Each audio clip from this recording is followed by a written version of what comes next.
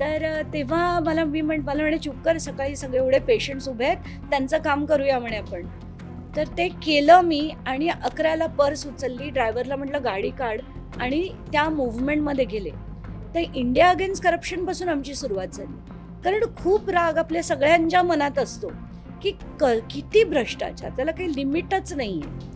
आणि म्हणून मी IAC होते. तिथून मग आम्ही जेव्हा ती सेकंड मूव्हमेंट फेल झाली तेव्हा आम आदमी पक्षात आलो. तोपर्यंत मी कुठल्याही पक्षात किंवा पॉलिटिक्समध्ये यायची काही तुम्ही सहभाग दूरपर्यंत संबंधच नव्हता आमचा. फक्त सहभाग इंडिया अगेन्स्ट करप्शन मूव्हमेंटमध्ये होता आमचा. नंतर मग तुम्ही त्याच्यातून बाहेर पडलात? हो, म्हणजे काय झालं, आधी मी IAC असताना इरिगेशन स्कॅम एक्सपोज केला. त्यानंतर त्याच्यात अजित पवारांचा राजीनामा झाला. त्याच्यात राजीनामा घेतला तेव्हा मी आणि अरविंद केजरीवालनी पहिली प्रेस कॉन्फरन्स घेतली.